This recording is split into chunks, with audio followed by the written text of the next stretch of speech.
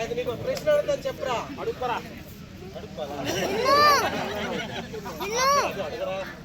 నేను ఒకటి దగ్గర 10,000 రూపాయలు తీసుకున్నాను రా.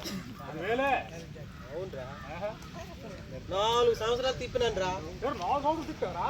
5వ సంవత్సరం వచ్చిందిరా. చెప్పింది రా.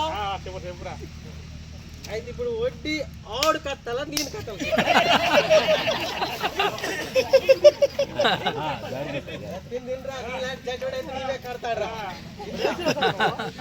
4 సంవత్సరాలు అయిపోయిందా? 5వ సంవత్సరం వచ్చిందా? ఒక రోజు తెల్లారేసరికి నేను మొంత తట్టుకొని వెళ్తాను. నీకు అలవాట్లేదు. ఆడు ఎదురైపోండు, ఎదురైపోండు, కరెక్ట్గా దొరికిపోండు, వెళ్తే పట్టుకున్నాడు.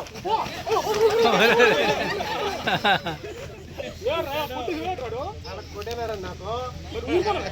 నేను ఊరుకుంటా లేటే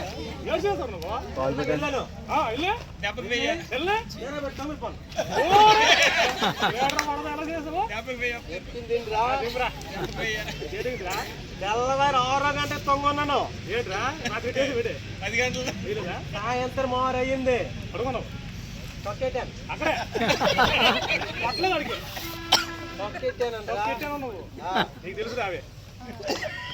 ఊరలో అందరు చూస్తాను. తెల్లారు 6 నుంచి తొంగున్నాడు. సాయంత్రం 6 అయింది, తగలేదు. శక్తి అడగాలి అనుకుంటున్నాడు.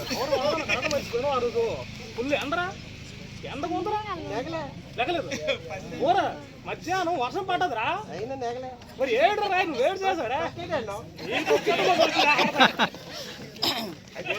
అనుకుంటారు ఎవడో తెచ్చినట్టున్నాడు. ఇదేదో మన మీద పడిపోద్ది.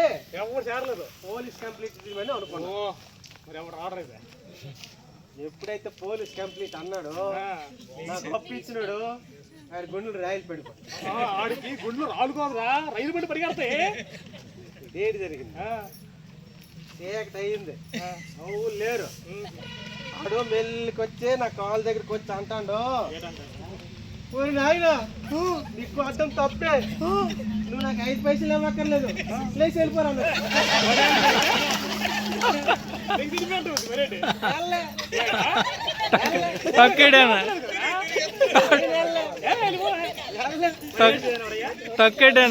కదా వాడు ఇటు తిరుగుతాడు, అడికైతే అర్థం అవ్వలేదు, వాడి ఇంటికి వెళ్ళాడు, పొద్దు తెచ్చినాడు.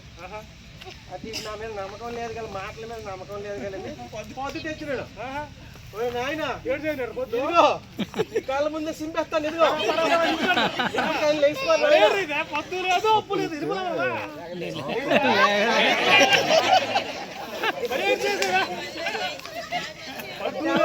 పడుకున్నాను, సాయంత్రం 6 వరకు ఉన్నాను. అవును, 6 to 6 కూలీ లేదు, గాలి లేదు. అయితే మనం రూపాయల పనికి వెళ్తే మచ్చరైన పన్ను ఇలాగలే. అప్పుడు ఇటువంటి చూసినాడు, నా దగ్గరికి వచ్చి నాకు కాలు పట్టుకొని, మరి నాయన ఇంకో జొన్న ఎత్తనాలు 2,000 ఉన్నాయి,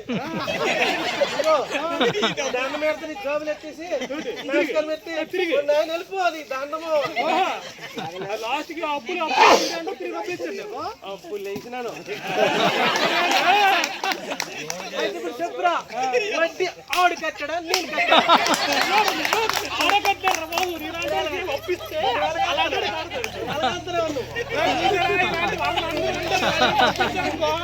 మీరే అప్పు కట్టాలి. అందరూ జాగ్రత్తగా ఉండాలి. నాకు తెలివితే